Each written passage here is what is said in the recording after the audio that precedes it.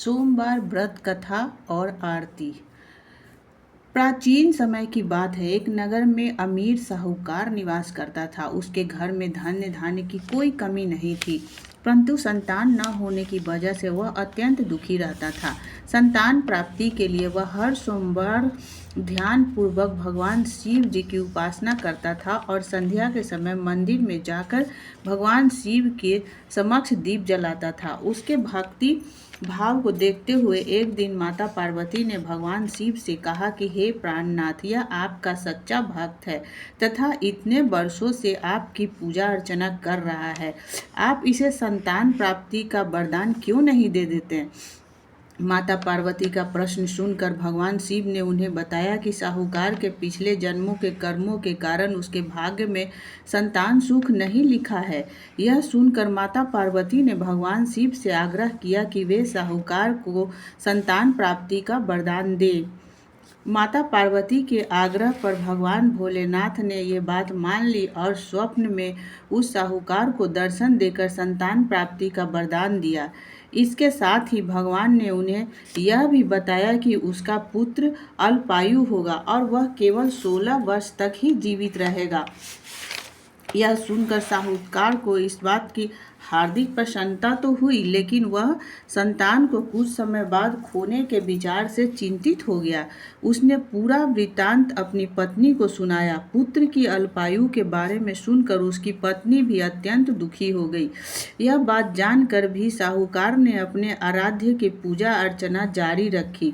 कुछ समय बाद उसकी पत्नी गर्भवती हो गई और उसने एक सुंदर बालक को जन्म दिया। उन्होंने उस बालक का नाम अमर रखा। जब अमर 11 वर्ष का हुआ तो साहूकार ने उसे अपने मामा के साथ शिक्षा ग्रहण करने के लिए काशी भेज दिया। काशी जाने से पहले साहूकार ने बालक के मामा को कुछ धन दिया और कहा कि तुम जिस भी मार्ग में जाना वहाँ यज्ञ और ब्राह्मण को भोजन अवश्य कराना। इसके बाद दोनों मामा भांजे काशी की ओर निकल पड़े। यात्रा करते हुए बालक और उसके मामा एक राज्य में रुके विश्राम के लिए।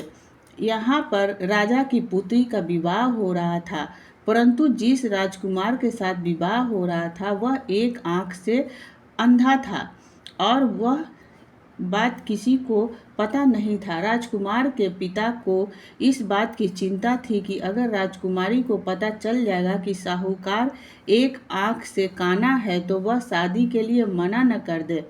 इसलिए जब उसने साहूकार के पुत्र को देखा तो राजकुमार के पिता ने उससे आग्रह किया राजकुमार के जगह मंडप में बैठ जाने का। साथ ही उसने उस बालक से कहा कि यह विवाह के बाद इस भेद के बारे में किसी को न बताएं। अमर उस राजा की बात मानकर उस मंडप में दूल्हे के स्थान पर जाकर बैठ गया।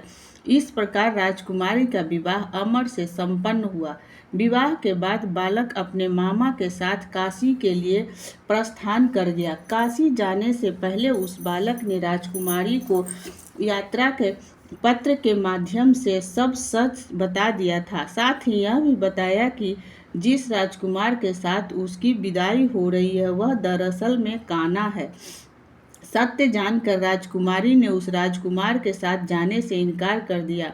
वहीं दूसरी ओर मामा भांजे काशी पहुंच गए। वहां कुछ वर्ष रहने के पश्चात जब वह बालक 16 वर्ष का हुआ तो मामा भांजे ने एक यज्ञ का आयोजन किया। यज्ञ के समापन के बाद उन्होंने ब्राह्मणों को भोजन भी कराया और दान दक्षिणा भी दी। इसके पश्चात बालक की तबीयत खराब होने लगी। वह मूर्छित होकर जमीन पर गिर गया और अब उसकी मृत्यु हो गई। जब उस बालक के मामा ने बालक को इस अवस्था में पाया तो वह जोर जोर से विलाप करने लगे। उसी समय भगवान शिव और माँ पार्वती उस मार्ग से होकर गुजर रहे थे। जब उन्होंने विलाप की आवाज़ सुनी तो माता पार्वती ने भगवान शिव से आग्रह किया कि उस रोते हुए व्यक्ति का कष्ट दूर करें। तब भगवान शिव ने माता पार्वती को बताया कि यह वही साहूकार का पुत्र है जिसे उन्होंने 16 वर्ष तक जीवित रहने का वरदान दिया था। तब माता पार्वती ने कहा कि हे प्राणनाथ, इस बालक का पिता पिछले 16 वर्षों से सोमवार का व्रत करते हुए आपके समक्ष दीप जलाता है, कृपया आप इसके दुखों को दूर करें। माता पार्वती के वचन भगवान शिव ने अमर को जीवन का वरदान दिया और इसके पश्चात वह बालक जीवित हो गया। यह देखकर उसकी माता भी प्रसन्नता का कोई ठिकाना नहीं रहा। इसके बाद काशी में पढ़ाई पूरी करने के बाद वह दोनों वापस घर की ओर निकल पड़े। रास्ते में फिर से वह नगर पड़ा जहां अमर का विवाह हुआ था, वहां की राजकुमारी से। जब राजकुमारी ने अमर को देखा तो वह तुरंत उसे पहचान गई। राजा ने भी प्रसन्नता पूर्वक अपनी पुत्री को अमर के साथ विदा कर दिया। वहीं दूसरी ओर साहूकार और उसकी पत्नी यह सोचकर अत्यंत दुखी थे कि 16 वर्ष की आयु के बाद उसके पुत्र की मृत्यु हो जाएगी। लेकिन जब उन्होंने देखा कि उसका पुत्र अपनी वधू के साथ सुरक्षित घर वापस लौट आया है तो उसने सारे कष्ट दूर हो गए उसके, और उन्होंने प्रफुल्लित मन से उन दोनों का स्वागत किया। इस प्रकार भगवान शिव को निरंतर आराधना से साहूकार को न केवल पुत्र प्राप्ति हुई बल्कि उसके पुत्र को जीवन दान भी मिला। इस कथा का श्रवण करने से सभी मनुष्य पुण्य के भागीदार बनते हैं। अब सुनिए सोमवार की आरती। ओम जय शिव ओमकारा, ओम जय शिव ओमकारा। ब्रह्मा विष्णु सदाशिव अर्धांगी धारा। ओम जय शिव ओमकार। एकानन चतुरानन पंचानन राजे। हंसानन गरुरासन विश्ववाहन साजय। ओम जय शिव ओमकारा, ओम जय शिव ओमकारा। दो भुज चार चतुर्भुज 10 भुज अति सोहे।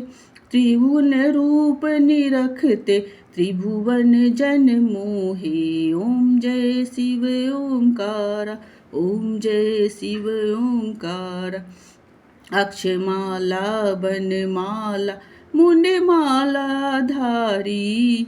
त्रिपुरारी कंसारी करमाला धारी। ओम जय शिव ओमकारा, ओम जय शिव ओमकारा। श्वेतांबर पीतांबर बाघंबर अंगे। ओम जय शिव ओमकारा, ओम जय शिव ओमकारा। ब्रह्मा विष्णु शंभु गावे बेदी और गावे। हरि हर गावे शरणागत गावे। ओम जय शिव ओमकारा, भज शिव ओमकारा।